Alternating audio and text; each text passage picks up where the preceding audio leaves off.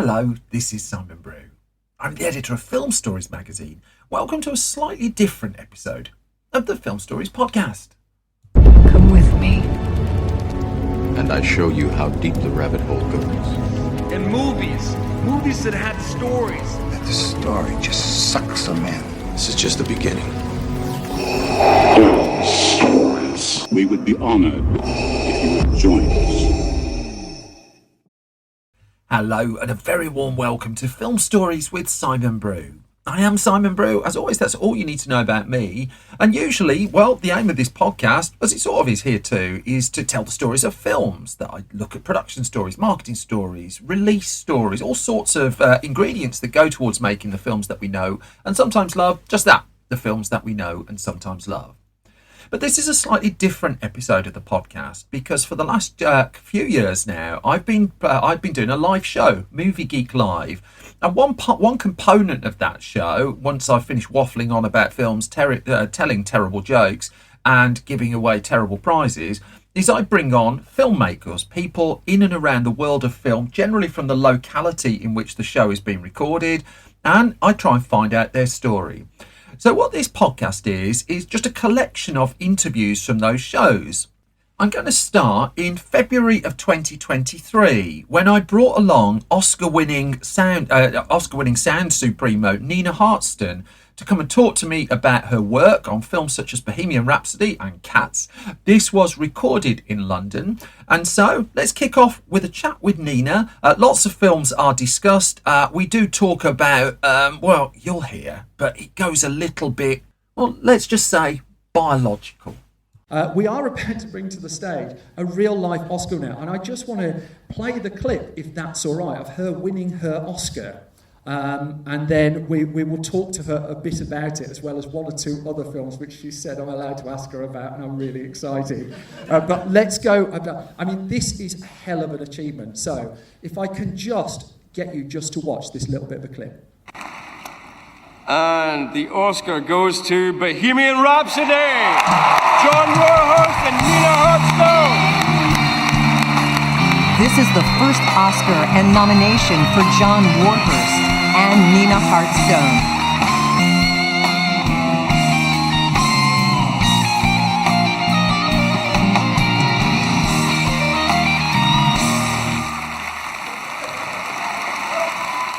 Wow, that's incredible. And I would like to thank our full BORAP team, all the people who are here, and also everyone back in London who I know are watching right now.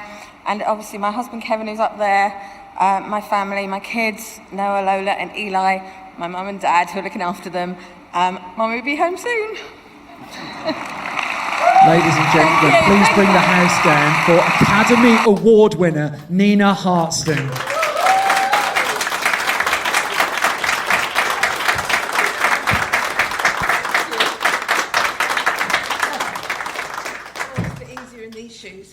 Look at, it's all right for you. I nearly fell off that. That would have been a moment, wouldn't it? Look at that. You've won. I mean, incredible, right? And before I ask you about that, as I understand it, you are the first European woman to ever be nominated for an Academy Award in a sound category as well. Yeah. The first European woman to win as well. That's right.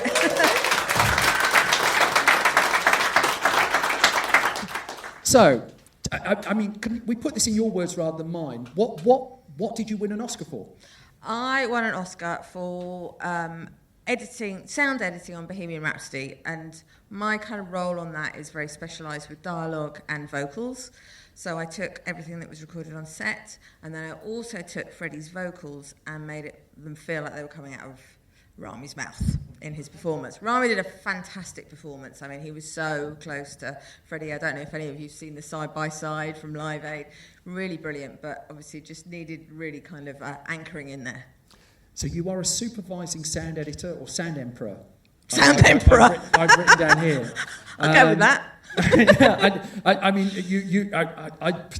sorry, this is terrible. I really loved the way that your local paper reported this as well, because you created a bit of a stir. I know. Well, you created a bit of a stir as well, because the BBC described you as a mom, and nothing to do with your work or anything like that. But my favourite bit in your local paper was when they described you as deputy head of the PTA. I was chair. Well, I looked at that and just thought, that's a tough school, isn't it? What the hell do you have to do to become chair of the PTA? I mean, you've got an Oscar and everything. I mean, just looking at that clip there, you told me just before you hadn't seen that clip. No, I can't look at myself after. I mean, I'm behind the camera, so it's like that was a whirlwind going through that whole experience. It was great. I mean, you can't complain, can you? And it's like Queen opened the Oscars, and I got to listen to Queen music every day at work. It's like dream come true. And I think you've said in the past it was a slightly bumpy. I think it's pretty well known. It's a pretty bumpy behind the scenes film, Bohemian Rhapsody, but the acclaim and the box office it got as well. It must have been heavily satisfying. Yeah, I mean, the thing is, you never know. I come on in post-production, so we're watching a film, and similarly with Gravity, we're watching it, you can't tell what people are going to think. You don't know how well it's going to do, and I've worked on films that did very well, and I've worked on films that did less well, as we know. So they don't know yet. They don't know. We're coming to it. I can't wait. As you know. I can't wait. So the thing is, you can't tell how things are going to be received. So when it actually went out there, and the critics panned it, though, didn't they? Yeah. They absolutely hated it. Not me, Nina. No. But the audience, I mean, they spoke with their feet. They just loved it. So I got you gave an interview on this, and you talked about bringing in 600. They had to bring in 600 extras to the film to recreate the Live Aid event. Yeah. And the reaction to Rami Malek playing Freddie on a line-by-line basis, you had to go through and work through that sound. So can you just give us a nerdy granular, just kind of what one day of that was like? So that was basically, Live Aid was the first week of the shoot. I wasn't actually on the shoot, so John Moorhurst, I worked with, who was in the pictures there. Yeah, we cut him. He's not here. He was supervising sound and music editor. He was on set when they brought those extras in. They brought them in for the visuals, dressed them all up in 1980s clothes, got them all cheering along, singing along to Queen songs, and then moved them around so they could use that to build the visual effects, basically, to create the assets to build the 72,000 fans at Wembley. But nobody at this point, apart from John, is thinking about the sound and how do we get them singing along to Queen songs. I can't go to a sound library and go, okay, let's have everyone sing along to Hammer to Fall. It doesn't exist. So they've used Freddie's kind of whole, I'm going to try this now, Ayo. It's the best anyone's ever done it. Do it again. Ayo. That's amazing. I'm not doing the long one. But they basically used, so that we could get recordings of their voices, singing along to Queen songs, but without the sound of the music on top of it, because we need everything separate. We basically played them a line of the song, and then they sung it back, and we recorded it. Played them a line. So it's this whole kind of like, you had to get them to do the whole, all you hear is Radio Gaga, and then everyone sing back Radio Goo Goo, and you're like, no, the one you've just heard. So we went through and actually managed to get through a load of recordings, like nearly 3 passes of the whole Live Aid set, and that gave us a great basis for creating the crowds, which then there was a whole another levels of work that went to it, but yeah. But you enjoy it? Oh God, the whole thing is just such fun. Yeah. It's great. It's exhausting. And when I did the smaller crowd, so we had like 40 people at Shepperton Studios and wheeled out some headphones for them, and I'm singing along with them. It was one of the hottest days in the UK, believe it or not. 30 degrees, and we're outside. I wanted to do it outside so it felt authentic rather than in the studio. And I have to leap up and down in front of them because, you see the audience at Live Aid. Nobody is at a concert sort of standing there and singing like a choir. I'm like, energy! What I love, there's a couple of things again. You're very big on holding out the ladder of opportunity. I know that we've got a teacher in the audience, and you've been into her school and you've talked to people about that.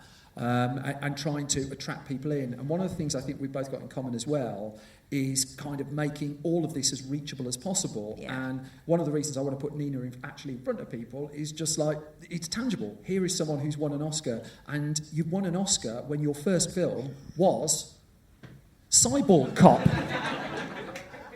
Now, I've looked really Classic. hard every VHS copy I can find of that. It doesn't make mention of your Oscar anywhere. And that's shocking, isn't it? And Really? they're missing it. It's a bit of a coup. But that's the first job I could find you did in movies. That's the first job I did in sound. Yeah. In sound editorial, yeah. Before that, I did do some work experience on the very first Batman film. And wanted to just give up school. I was only 15 and just join the Batmobile on the set. You were 15 on the set of Batman. Yeah. That was pretty cool. So very, very fortunate to do that. And then I worked as a runner on an equally amazing film called Project Shadow Chaser. Do you know about that one? I don't. Tell me about... Has anyone seen... you're bound to have seen Project Shadow Chaser. Yeah, there we go. There we go. Oh Yeah. my goodness.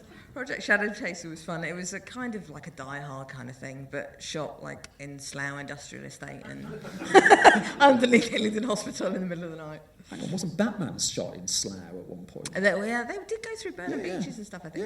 Yeah. Don't knock Slough. No. Just like it's a cinematic legacy. Exactly. That whole power station. Yeah, we're going down. But what I tried to do, just to kind of get a flavour of the work that you've done, is I've picked one film from every decade that you've done. I just wonder if you can take us into one or two of the stories. Because you did... has anyone seen Robert Altman's Gosford Park? I mean, what a delightful film that is. I mean, arguably we wouldn't have Downton Abbey if that hadn't happened. Yeah. But what I remember of Gosford Park at the time was the Oscar-winning Gosford Park. A, what a film. B, there was quite a lot of debate over the sound of that. And I just wonder if you can take us into that a little bit. It was just really complicated because obviously, have you seen many Robert Altman films? He has everybody talking all the time, all on top of each other. And this was one of the early stages where they put mics on everybody.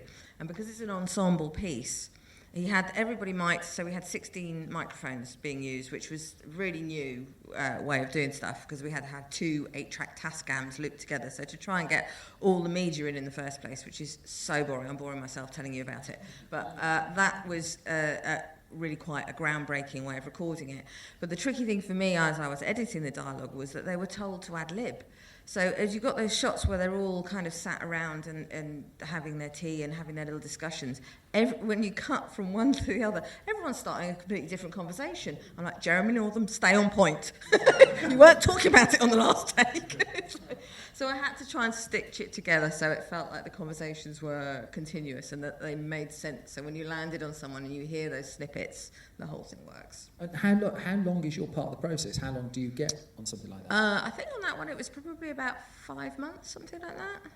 It sounded like it needed it. Yeah, it did. Well, it was a complicated film for dialogue, not very complicated for effects, just some sort of doors and guns. So, I mean, you told me a bit of a story behind the scenes, and I'm sure we can't name the name, but you have told me that you've had to shout at a couple of movie stars who haven't been particularly well behaved. Well, did that start roughly there? No, actually, they were all good on Gosford Park. It's just a lot of actors. Generally, a big part of my job is re-recording actors in post-production. So I bring them in for ADR. They come into a room, they have to watch themselves on screen, they have to recreate the performance that they did so it exactly fits their mouth and get back into character. And they all just hate me for it. They don't want to do that. It's a long time since they were on the shoot, for example, and they don't have their costume, they don't have their people they're working with. It's quite a technical exercise, so they can get quite grumpy.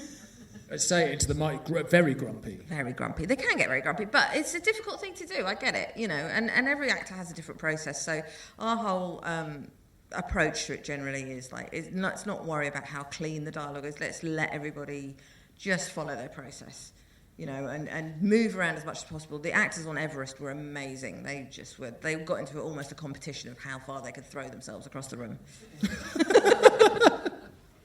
I remember that film. You did I didn't get a slide for it, but you promised me just before we came out, you said you've got a great story about making Gangster Number One. Any fans of Gangster Number One? Yeah, John. There you go. So I worked on that. It was after I'd had my first child, I think, and I was trying to kind of get back in. I'd sort of, I'd got to a point as a dialogue editor and a dialogue supervisor, but it was hard to then get work after I'd been out of the business for a little bit. So I worked on it as a Foley editor. Do you all know what Foley is? Yeah. So it's the recording the sounds attached to a person, so their feet or anything they touch, those kind of things, the bodily sounds. Those who've seen Gangster Number One, there's a scene of somebody being chased through an underground car park, and he's naked. Have you seen this? I'm not adding a word to this story. I'm as fascinated as everyone. Where the hell is this going? Now, we go to a lot of detail in our sound work. And so part of the Foley record is obviously, it's not just his feet running through the car park and the gangsters chasing him. There's the sound of his penis hitting each thigh as he runs. Whose job was it to make sure that hit lands at the right point? You want me to ask, don't you? I mean, you're looking at me. It's just like I'm just abandoning the questions now. All right, Nina. How do you replicate the sound of a slapping penis? This isn't the question I thought I'd ask to an Oscar winner, but here we are. Do you know what? I did not actually ask the Foley artists what they did. They get very creative, but sometimes it's better not to ask. Did you have to sign off their expenses? No. Did you see what they bought from Asda? Yeah, see what's on there. No, I just got ribbed. Like so badly, because every time people came in my room, they're like, "Are you still on that scene? Are you? It's taken a while. I have to do each one."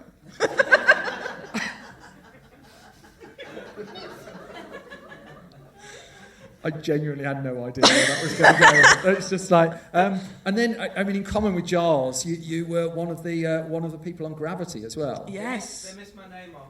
Is that right? They've misspelt it, George. There, Giles. You see, it's an amateur error. But I mean, I read at the time some of the stories behind the scenes of Gravity, of what a tense and difficult and technically, I mean, I presume most of us have watched it.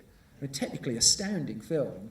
Can you just tell us a little bit about working on that? Because that sounds terrifying. I mean, you sort of look at a film like that and you think, okay, I worked on Bohemian Rhapsody, it's 72,000 people, that's quite hard. This one's only got 2. Yeah. It shouldn't be too difficult. Well, 2 in Mission Control.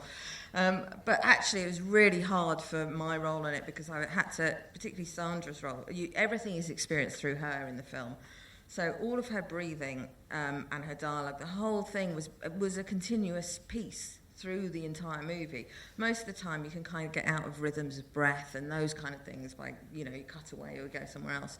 Or you can get rid of noise that is on the audio recordings because you can mask it or, with the real world out there. But everything on this had to sound like she was in space. So you can't... She was shot on a film set in Shepperton with you. And they were in these, in the sort of weird gyroscope things that moved them around that went every time it moved them. No, it was just mine. Okay, so when they were doing that sort of sound, I won't repeat it, was actually on a lot of their recordings, so we had to re-record so much of their dialogue that most of it was re-recorded in post. Was that as intense a job as you've had, that one? It was quite intense because, we go through these takes, and like I said, she's breathing, and Alfonso would say, keep going till you see the Smarties, and he's like literally meaning the speckles in her eyes, because she's... But it was a tough job, definitely. We spent a good week in post re-recording them in the final session and various sort of bit sessions leading up to it as well. I'll put the next slide on. Go on. Can I? Yeah. After Bohemian Rhapsody, I mean, honestly... You went from Bohemian Rhapsody and an Academy Award to Cats. Yeah.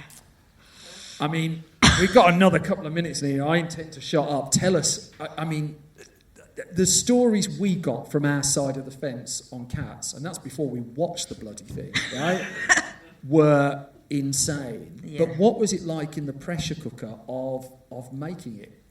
I mean, it was a very complex film to make, just to talk about the sound. Like on Gosford Park, there were 16 mics. There were 32 microphones on these people. Every single is a live sung musical. So all of these actors are wearing a microphone on their head. They're all in, it's all... I just... Just do it. Just do it. They're all in leotards with the dots on them because ultimately they're going to have their digital fur put on. Okay. Yeah, I mean, they could have worn costumes. So someone must have stuck their hand up at some point and said that. I'm presuming they did. Okay. Yeah. I mean, actually, it's a fantastic cast and some amazing dancers. And actually, what we were watching, where I was working on their vocals and singing to, that was it. All looked great. They were doing amazing dancing. They looked brilliant. We've got Taylor Swift in there. Everyone's kind of doing their thing. Idris. in their onesies. You know, it was nice. It was good. Didn't know what jellicles were, but you know, it's all fine. What is a jellicle? I've got no idea. Does anyone know what a jellicle is?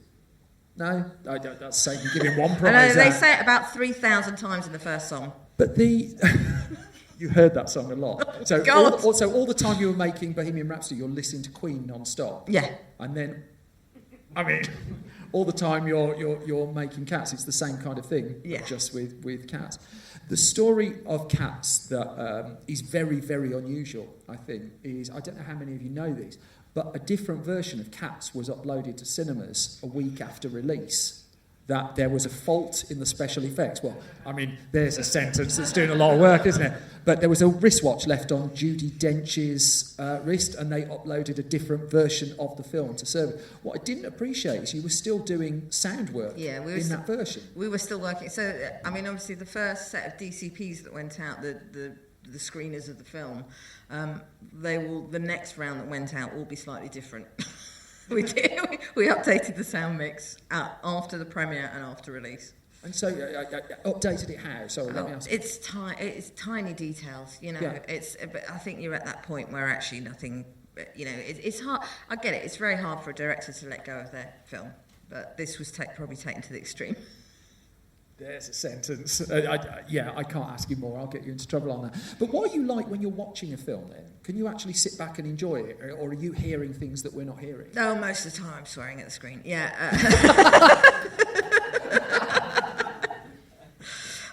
No, I mean, the thing is, I think a good film will engage me, and I can then forget about the technicalities of you know, whether I'm judging the sound or not, you know, that kind of thing.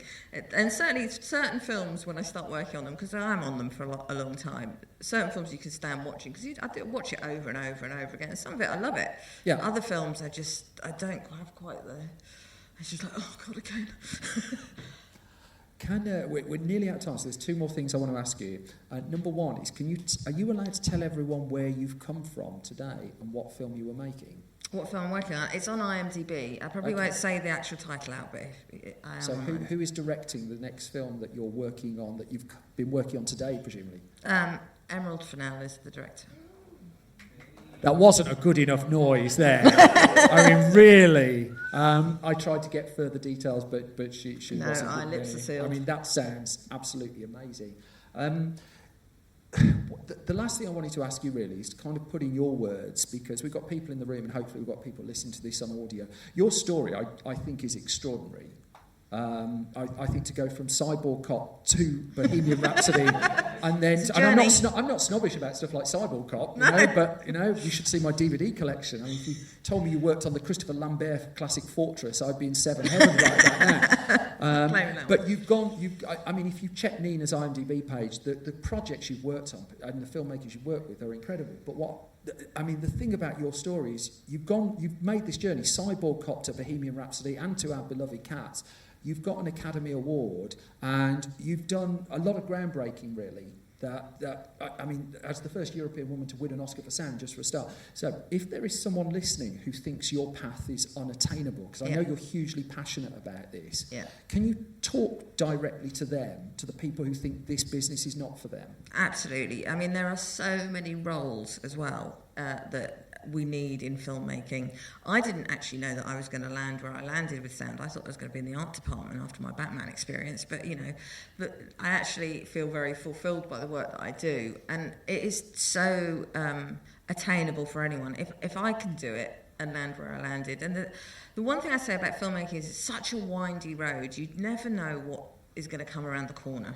So you just need to grasp every opportunity that comes your way, no matter what, because it will...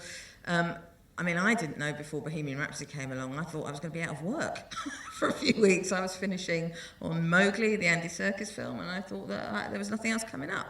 And then after winning an Academy Award, I was like, right, this is it. And then Cats came along. So, you know, you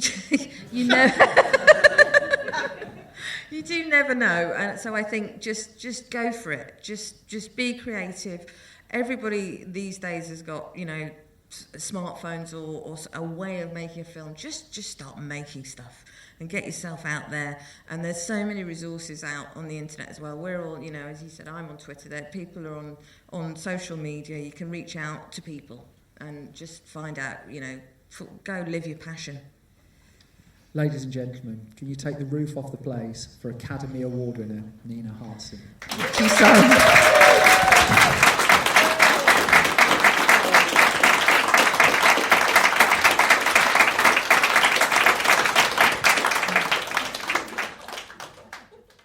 The brilliant Nina Hartstone talking to me in London earlier this year. She mentioned the name Giles once or twice. That's Giles Alderson, who I'd been talking to as well, who was talking about his work in the film Gravity. I might be coming to that interview shortly. But now I'm going to take you back to my show in Birmingham in November of 2022, where I was absolutely thrilled to invite local filmmaker Cassiah Joski-Jethi along. I'm going to let her tell her story in the following interview. As with the clip you just heard with Nina Hartstone as well, I leave all the clips as they're played within the show themselves. I think it all makes sense. Cassiah Joski-Jethi is a force of nature, as she's about to tell you too. She's the only person in the world with her name as well, so she's fairly easy to track down online. But here's how my chat with her went. One of the things I really love doing in this show is meeting really brilliant upcoming filmmakers from Birmingham. I'm delighted to be joined by someone who's done so much so soon and has put me completely to shame. Please can you I'm going to try and pronounce this name properly, so don't give me the look, right? Please give a very, very warm welcome to Cassiah Joski-Jethi.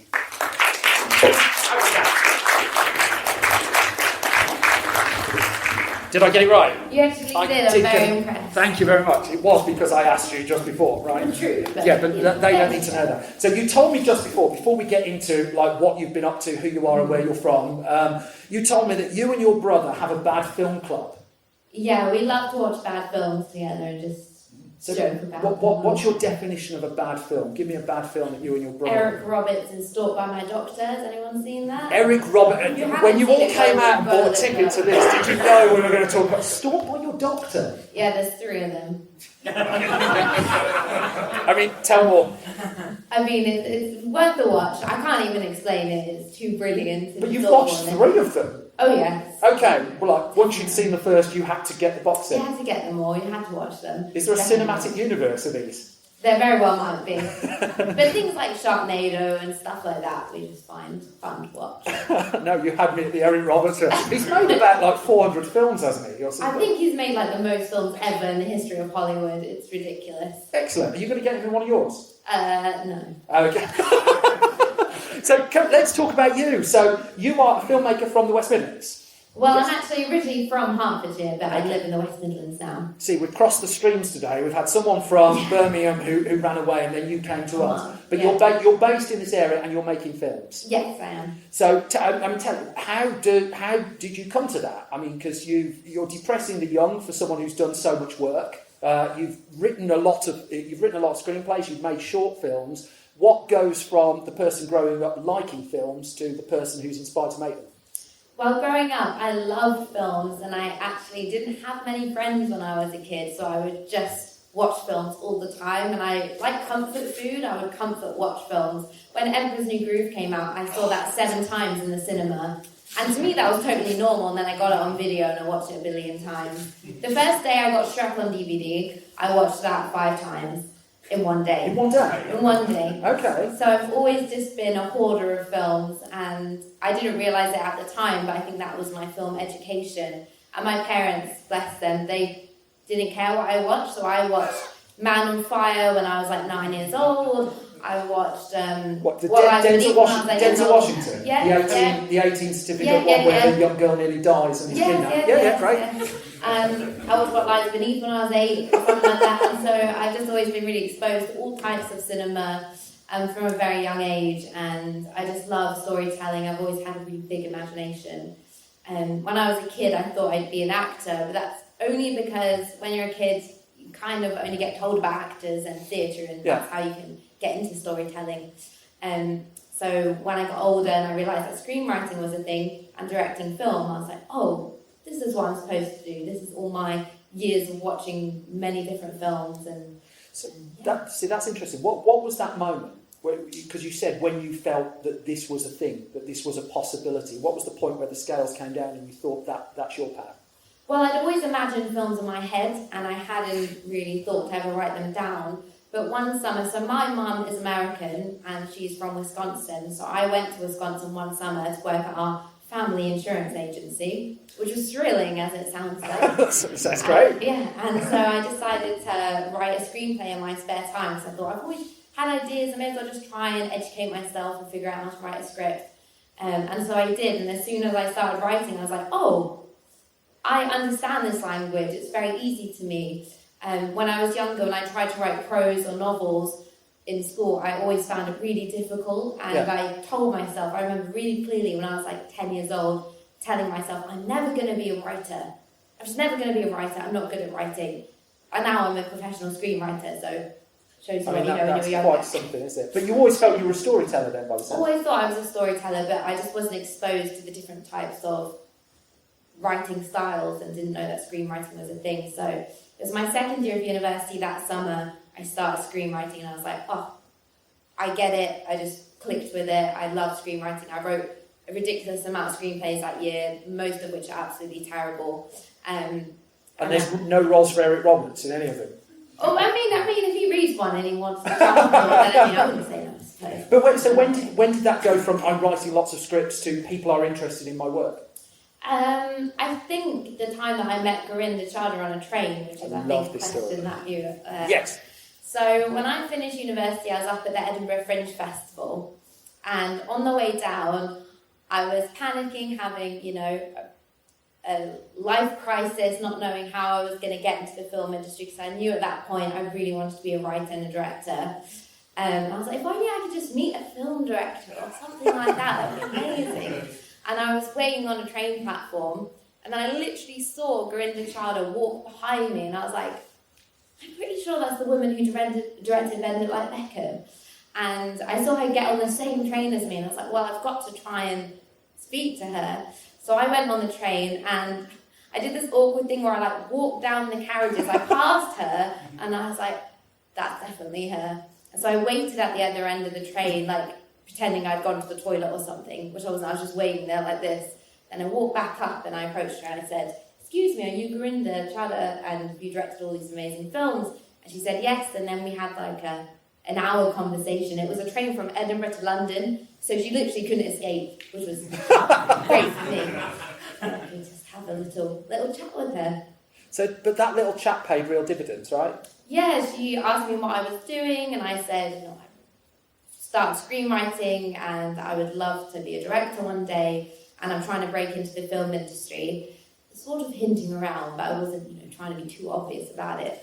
And then at the end, she said, well, why don't you come work for me? And I said, okay, that sounds good. And so we exchanged emails, and a few months later, I was working with her full-time as her sort of assistant intern, doing a bit of everything.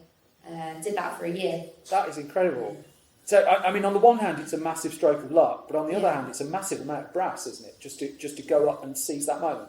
Yeah, and I think, and I give this advice to a lot of filmmakers or people who want to become filmmakers, is know who the directors, who the producers, who development execs are. Because if you see one and you recognise who they are, they're usually quite flattered because most people just know who the actors are. Yeah. So I think it shows that you're really passionate about the industry and filmmaking if you know who they are. And would she have been the person? Would she? Because if there was any director you could have met on an Edinburgh platform, it would have been Gurinder Chadha. Yeah, it just was meant to be, I think, and I'd always loved Bend It Like Beckham, and I knew Bargee on the Beach as well, which was her earlier film.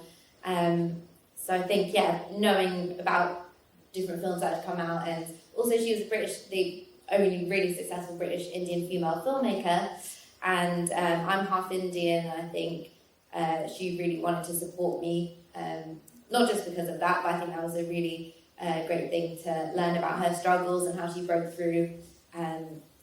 Yeah. Did you end up working on Viceroy's house with her as well? I did, yeah. I didn't go to the shoot, but I was working on sort of script development and just seeing everything sort of fall into place for making the film. And it was a real big learning curve. I learned so much. And a really good piece of advice that she gave me was, nobody knows what they're doing in film. Just act like you know what you're doing and you'll be fine. I said, okay, cool. So just whenever I do anything, I try and act like I know what's going on. And usually it falls into place. usually it's fun. Well, you say usually it falls into place. I mean, we've not got to your work yet, but you've already got into. I mean, you've got representation. Mm-hmm. You, as you say, you're a professional screenwriter now, and you've directed short films as well with a feature on the way. So, I mean, you sent me a couple of your short films to watch. Yes. One of which was incredibly terrifying, in particular, for good reasons. But I put a couple of stills up. So, I mean, can you just talk around just some of your work? And so, what's this one from? So this is a film called The Pink Pill, which I actually directed earlier this year. It's a BBC Studios Drama Productions short film. And I didn't write it, I'm the director of it. And I wanted to direct a piece that I hadn't written before. And so my friend, who's a writer, pitched me this idea of a thriller about a femcel. And I really liked the idea, and I liked the idea of it all being set in one room, one space. And we basically rehearsed it like a play, and I wanted to shoot the whole thing in one long take. So the actors could really feel it out and really perform. We edited it between the different takes, but I just wanted there to be this immediacy and this organic energy between the actors. That's why I filmed it that way. So we just about finished it. We're waiting for some final post-production touches. And then what happens to that one? Does that go around the festival circuit, or does the BBC put it out? We're submitting it to festivals, but then also the BBC might want to distribute it on their own platforms as well. So it's a bit up in the air, and we're just sort of waiting to see what's going to happen. And so, I mean, this one, as you say, it's a single location. You've got two actors in it. One of the things that really came through in the two shorts that you sent me to have a look at is a love of lighting and a love of atmosphere. I just wonder if you can talk to that a little bit, because it really comes through in the work that you've been doing. I think I've always been very visually minded, and I think the lighting and the cinematography and the texture of it just really helps build a world and build an atmosphere. And for me, filmmaking isn't all about spectacle and great effects and gory, crazy blood, because I do a lot of horror, but it's not that sort of horror. And I think the scariest things are your own mind, and I think the lighting to kind of get you in a place when you're watching something and you think you see a shadow, or you cheat yourself into believing something's there when it's not. That's the scariest thing, is what you project onto the film. And that's why I think this sort of lighting and that cinematography and the darkness and the texture really helps elevate that. And you weren't, I mean, you said before that you found your way into it. You weren't trained in this. This wasn't like, this isn't something where you've gone through an extensive film school. You found your own way through it. No, yeah. I studied drama at university, which I suppose on the sort of storytelling side is helpful, and working with actors is really helpful. But no sort of film training or anything. My backup plan was to apply to the NFTS, which is the National Film and Television School. I had that as like my backup plan if I couldn't get into the film industry. But luckily I didn't have to fork out the 20k per year fee that they charge. It's insane, isn't it? The barriers, the barriers that are up for people. Yeah. And you must get a sense of just what, because I'm the outside looking in, but what size are those barriers when you're seeing them? Do they feel scalable? I'm not really, and I always thought, like, how would I afford to go to a film school like that? I don't come from money or anything, and even working for Gurinder, because I had to be in London, I was staying in, like, you know Harry Potter with the little sort of like cupboard under the stairs? Yeah. That was basically the size of the room that I was staying in. But my friend's parents let me stay there for free, and it's just outside London, so I was like living there because I couldn't afford to live anywhere else. And it's really hard, those barriers, and even compared to a lot of people, I'm still extremely privileged, and I definitely want to recognise that fact that I've been really lucky and I've been able to go to university. Loads of people don't have that, and I think there are a lot of barriers, and it's really hard.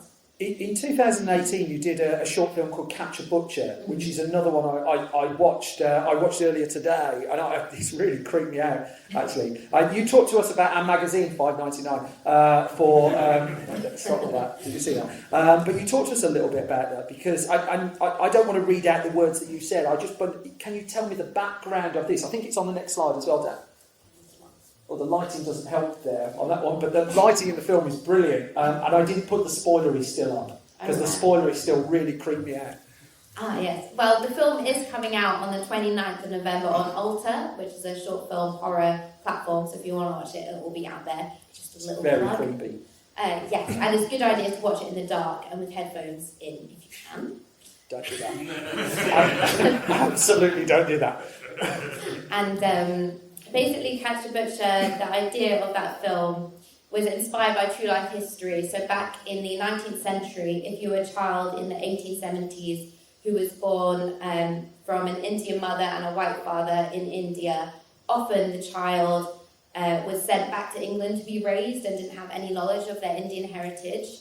And my producer, before we did this film, we were talking about wanting to do a horror film, and I said I would love to do something that's very personal to me.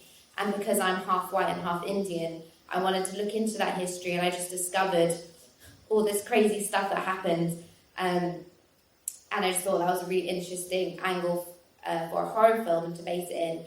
And also, as a person with dual heritage, you always have that struggle of sort of which identity you are, and also people's expectations for you to adhere more to one identity over the other. And also, I'm white presenting, so I don't always appear mixed race. And those are a lot of themes and issues I really wanted to explore in a horror film. And that was the basis for Catch a Butcher.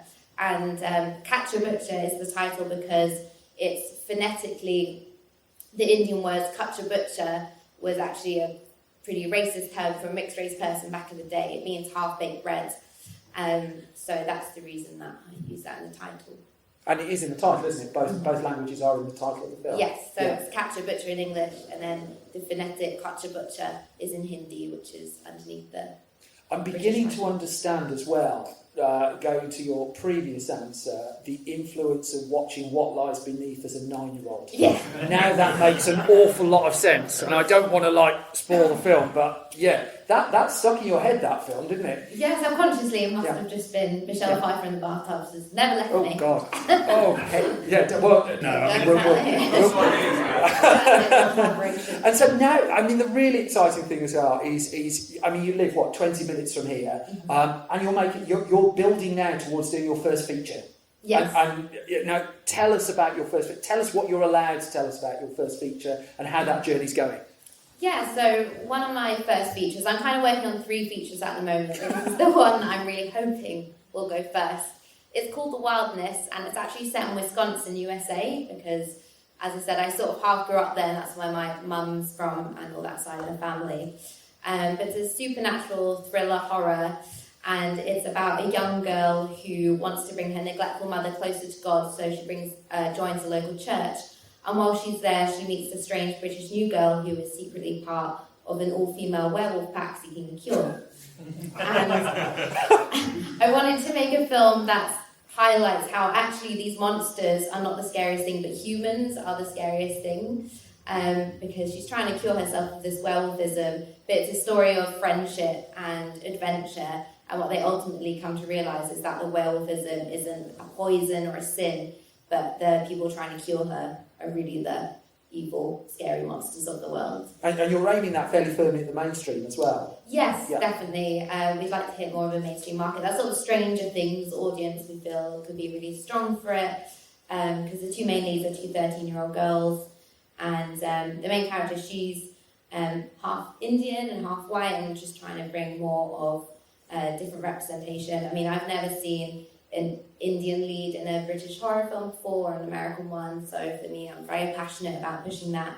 And my other features are all in the horror thriller space, which also have British Indian leads or dual heritage British Indian leads as well. So in an ideal world, when would you be filming The Wildness? How close is that? An ideal world would be like next winter, for example, but you've got to get onto the phone with those sales agents to be like, can you hurry up, please? And is that the process you're going through now? You've got it written, you know what you want to do, and you're dealing with the businessy side quite a lot. Exactly. So the screenplay's been finished. We were actually selected for the Film London production film finance market last autumn. So we did that, and we had a lot of meetings, and it's just, trying to follow through with the film. The issue we're finding is that because it's a fairly big budget for a debut feature, it's about 2 million, people find it difficult to trust filmmakers who haven't made maybe a smaller feature first. So that's why I'm developing a few other features which are smaller, maybe 500,000 to 1 million. And it might be that we have to do that first and The Wildness later. But I would love to make The Wildness first because it feels very me, and it feels like it definitely grows and evolves the themes I've explored in my other work. And You sound absolutely unstoppable, and I just wish you the very best with it. Tell us, where can we find you? Where can we find your work? Well, nobody else in the world has my name, so if you Google me... Cassiah Joski-Jethi. Yes. Can we put the name back on the screen? I think that's on the next slide. There we go. Oh, there you go. Nobody in the world has my name, so if you just... Is that right? Have you checked that? I'm pretty sure nobody has that name. And Joski is even short for Gurinder Chadha, which is my full Polish name. They shorten it to Joski. Otherwise, it would just be insanely difficult to read. So, Cassiah Joski-Jethi, all you've got to do is Google that. And look me up on social media. I've got a website, so just any support with following or just keeping an eye out of what I'm doing next is always really helpful. And we'll retweet as much as we can for what you're up to. When you make the Wildness, are you going to come back and tell us all about it? Definitely. You're going to have a premiere in I'd love to do a screening here, absolutely. That would be amazing. Do you know what? I believe you'll actually do it as well. Ladies and gentlemen, the brilliant Cassiah Joski-Jethi. Thank you. Thank you very much.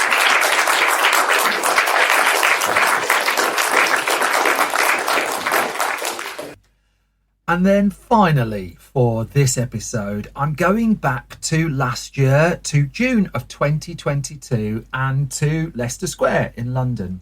And that's when for the first time, the Movie Geek live show played in London. Usually it's been set up in Birmingham. And I was delighted to invite along, amongst the guests, Simon Hickson. Now, Simon Hickson is known to many of us, as you're about to hear, for his work on Saturday morning television in the 1990s in particular.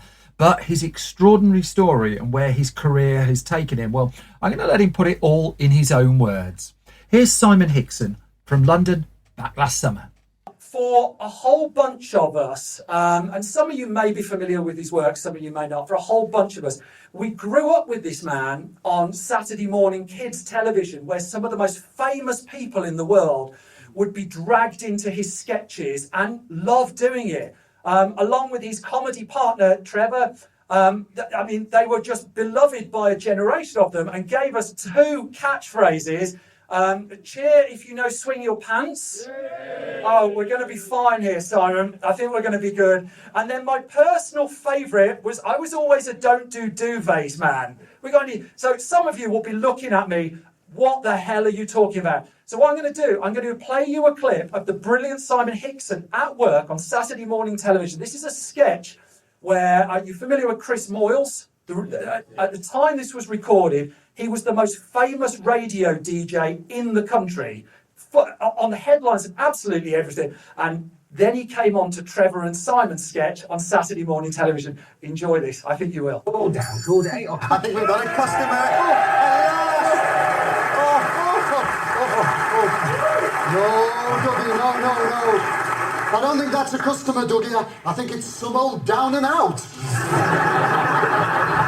Are you open? Open? Oh, we're open, yeah. Don's very open. Yeah, get lost, you stinking old tramp. You need a shave, sunshine. See what I mean? I meant, is the shop open? Not to the likes of you, and you're not sleeping in our doorway either. So, I'm not homeless. In fact, I think you'll find I've got quite an important job. Oh, yes? Yeah. What's that, then? Looking in bins? I think you'll find, actually, I'm Britain's #1 radio host.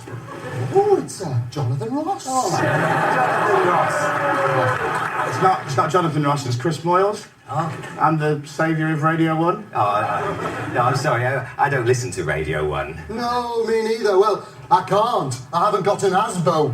Or a pudding. I've had enough of this. If you could just clean that, I'll pick it up tomorrow. Oh, what is it, you? Oh, is it your stinking old sleeping bag? No, it's a duvet. No, you shouldn't have said, Don, keep cool, calm down, Doctor, you shouldn't have said that. No, we don't do duvets! Ladies and gentlemen, save that world of applause for Mr. Simon Hickson.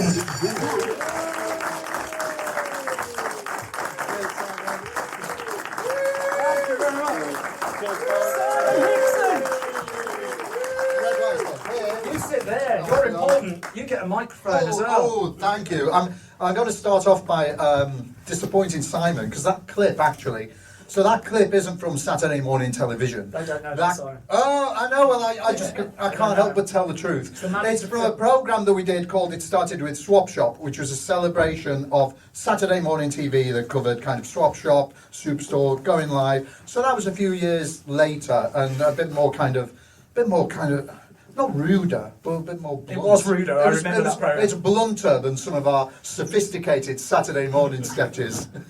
So you, Simon, you have an extraordinary film story, but it would be remiss of me not to address the fact that you were entertaining so many of us on Saturday morning television for quite some time. Can you just tell us the story of you and Trevor coming together and how people like Kylie Minogue would react to when you tried to drag them into your sketches? Sure, yeah, well, I met Trev at university, so we met at Manchester University, and we started doing a double act, and then we ended up kind of doing the double act on the circuit, and then we got kind of an audition from BBC TV.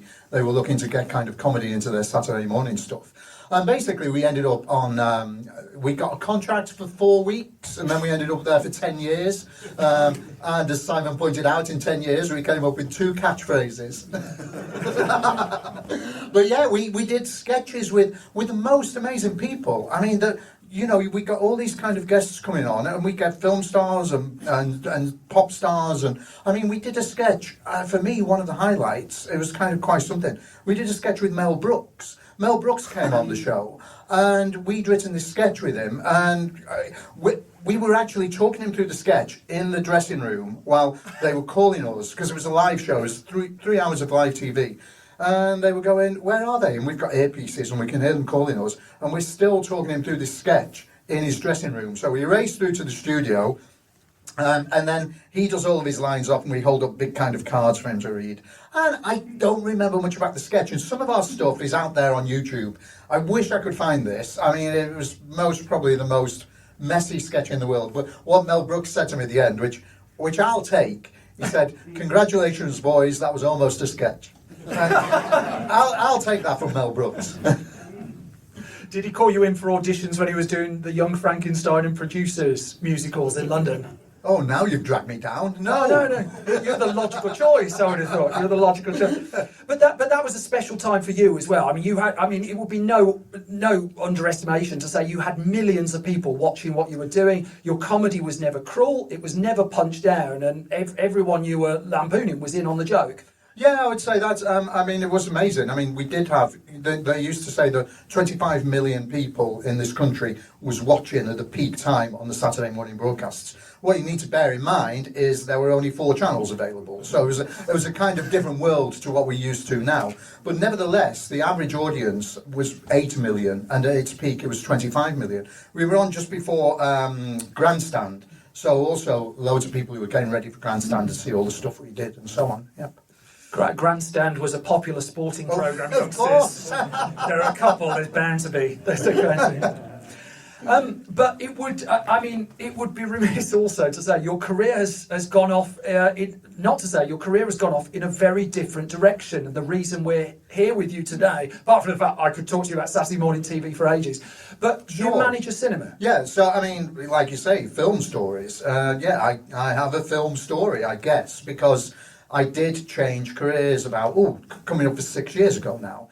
So after doing the Saturday morning stuff, I then got into a kind of process of writing. We were writing scripts, and we were writing scripts for kids sitcom and kids TV.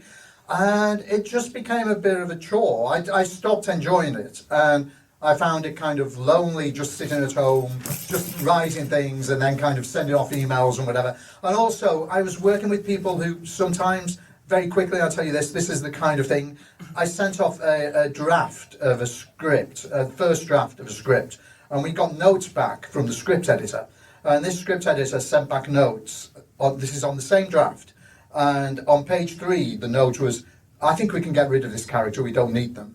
So you think, okay. And I'm scrutining through it, and I get to page 10, where the same character comes in. And the note was, I thought I told you to get rid of this character.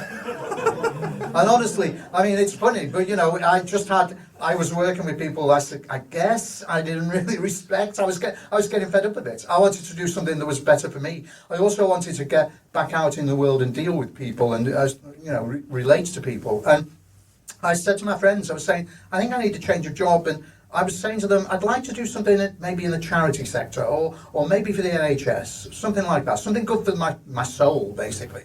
A really good friend of mine, Andrea, she spotted this advert for a job, and she said to me, why don't you apply for this? And the job was Medicinema manager. I hadn't heard of Medicinema at this point, and it turned out, she says, you can manage a cinema in a hospital. And I just laughed because I thought, it sounds like the best job in the world. But I've never managed a cinema. I know nothing about how to run that or how to do it. And it was thanks to Andrea's encouragement. I mean, she helped me get my CV together, write my kind of job application and everything. And the amazing thing about managing a cinema in a hospital is it will have elements of what it's most probably like to be a manager here at View. But at the same time, you're working in a hospital, and I had to learn the technical aspects of managing the cinema, but you also work with a team of volunteers, you work with a team of nurses, and all of these things, I thought, I'm not qualified for that. But I was given the encouragement by my friends, and I applied for it, and I got the job. I've been there nearly 6 years now, and it's the most phenomenal job in the world. I mean, it's a cinema. This is a cinema. It's in a hospital, but it's an actual cinema. It's not, as people think, it's not a room with a video screen where we bring people down and we show them videos. This is an actual cinema. But because it's in a hospital, it's built to be in a hospital. So we've got seats like you're all sitting in now. But also behind those seats, we've got an area where we can put patients in wheelchairs. And behind that, we have another area where we bring patients down in their beds, which is just astonishing. When I go around the wards to see, on a typical day, I go to the wards to speak to the nurses to see who I can ask to come to the cinema. Not necessarily who wants to come, but who the nurses are happy to leave the ward. And it may be a patient in a bed, and I'll go and see that patient and go, would you like to come to the cinema? And they go, oh, I'd love to, but I can't get there. And I go, well, we'll take you in your bed. And they can't believe it. And in fact, at the end of the screening, at the end of this show, we've got some of our friends from Medicinema here. We've got Lizette, and we've got Jamie, and we've got Claire. And they will actually give you a nice little photo. And you'll see on this photo that we've got one of the patients who came down in his bed. And he's a guy called David Gant. And if you recognise him, it's because he's been in a few films. And David ended up being an ambassador for us because he was in the hospital for months. And he came to so many screenings, and he said it kept him sane. If you're in hospital for a long time and you're on the ward, you can feel trapped there. You become institutionalized in a way. And he wasn't particularly seeing anyone as well. I mean, during the pandemic, all of the patients weren't allowed visitors. And one of the few things they could do that helped them stay sane, kept them feeling normal, was we would bring them to the cinema.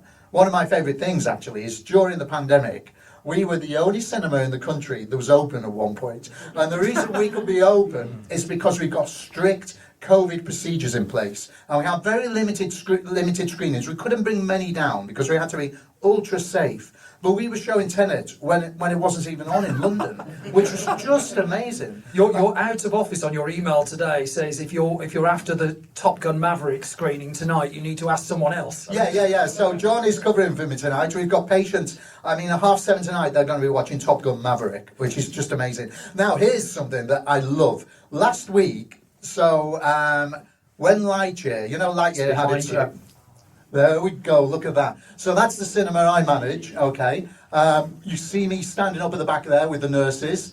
You see the woman in the big blue gown, ball gown, at the other side of the picture. She came along to make these amazing balloon creations. You can see the kids holding them. They've got all these kind of fantastic Lightyear balloon creations. There's Chris Evans in our cinema sitting at the front. Trust me, it's him, even though he's got a mask on. Like I say, we have to keep everything ultra safe.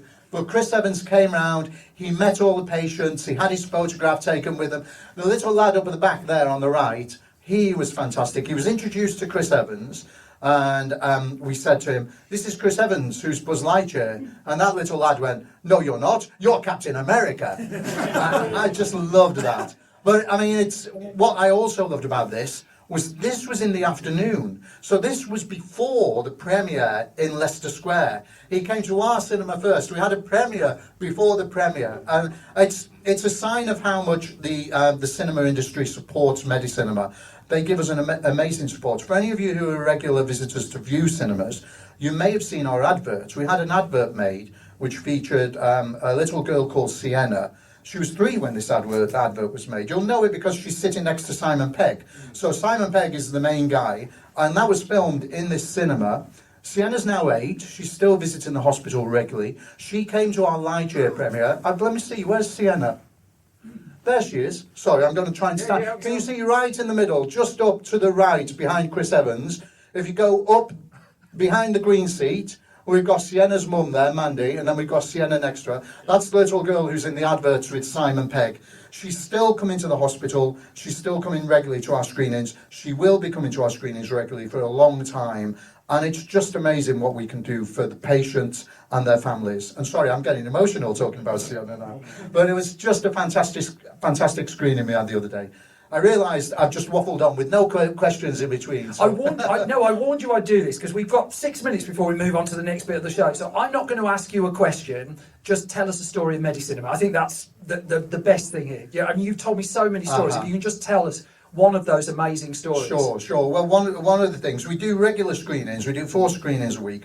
And like I say, we always have 2 nurses on duty. So we have to have nurses on duty in the cinema. You'll also see up at the back there, so you can see over on the right, there's a kind of grey cabinet. That's a resus trolley. So we have a resus trolley in the cinema, which is checked daily at every screening as well. And in addition to our weekly screenings, the 4 weekly screenings, we can also do special screenings. We can do kind of bespoke screenings for people who are too poorly to come to our regular screenings. And I did tell Simon one tale, and I think it was in the printed issue. Jasmine. And that was about Yasmin. And I won't go into that one again because it's hopefully out there, and it is a fantastic story. But I would like to tell you about a couple who came to the cinema just a few months back. They were husband and wife, and they were on the burns unit, and they were in separate bays. You have separate bays anyway for male and female, but also because one of them was more seriously injured than the other. What had happened with them is they'd been at home when a faulty fire in the house next to them blew up. Now, astonishingly, the people who lived in the house where the fire blew up, they were in hospital for about 5 days. I say it's not really astonishing because if you think, a blast works its way outwards. And this young couple who were in their 40s, they were in hospital with severe burns, and he'd lost his leg and she'd lost both arms. And the ward had got in touch with me and said, can we do a private screening for them? And I went, absolutely. Now there's an infection control risk when you're bringing patients down like this. So we had to get everything approved by the trust, by the hospital. And they're amazing on that score. They go out of the way to make sure we can do these things safely.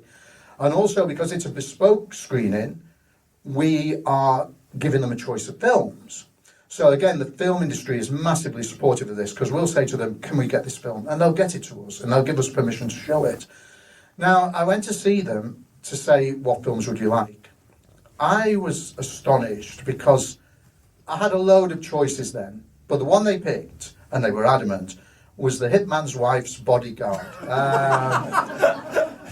Now, I don't know that... Putting aside whether it's a good or bad film, I can't think of a film with more explosions in it. It's an incredibly violent film. And I did say to them, are you sure this is what you want to see? And they said, well, absolutely. And we brought them down in their beds, and they were able to kind of be in beds next to each other. And this is the first time since the accident that they were with each other, effectively having a date night in the cinema. And they absolutely loved the film. And the husband went off to rehab a bit before his wife, so I got his wife down for a further private screening when she picked Fast and Furious 9. So you get a sense of the kind of films they like. And basically, at that point, her husband had gone off for rehab, and I said, "Oh, how's he doing?" And she went, "Oh, he's doing really well. Bearing in mind he'd lost his leg." She goes, "He's been playing volleyball in his wheelchair today," and she said to me, "Mind you, I've got it. I'm lucky. I'm the lucky one." And I didn't know what she meant. I had to ask. I said, "How do you mean? How are you lucky?" And she goes, "Well, at least I've got both my legs. At least I can walk." And there was something about their spirit, the spirit of this couple, They weren't going to let this get them down. They were, they were going to cope with the most terrible injuries, really. But I think also us being able to bring them together and to show them a film, you'll all know. I mean, I know now we can sit at home and we can stream films, but actually, cinema is a communal activity. It's a shared activity. And there's nothing quite like seeing a film in a cinema. I think that's always going to be the case. And what we do in the cinemas in the hospital is we bring people together and we give them that kind of hope. We also give them a break.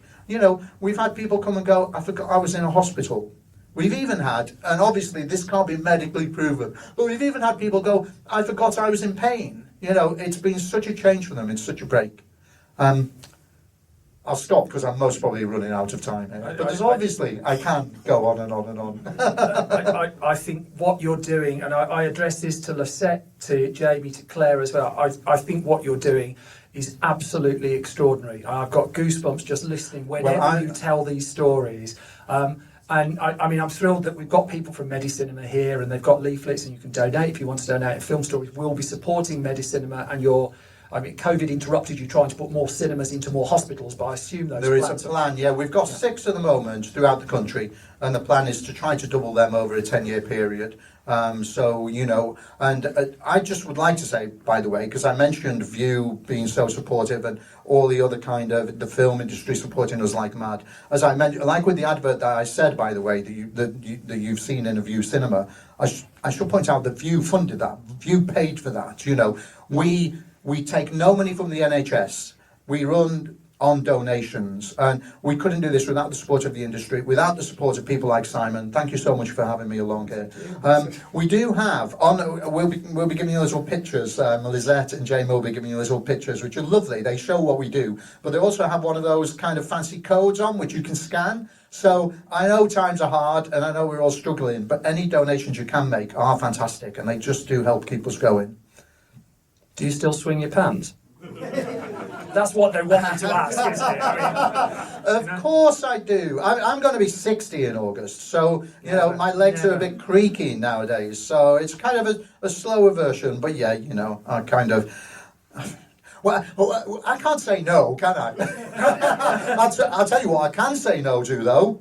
I don't do duvets. Ladies and gentlemen, the genuinely extraordinary Simon Hickson. Please give it up. Thank you very much. Thank you. Cheers.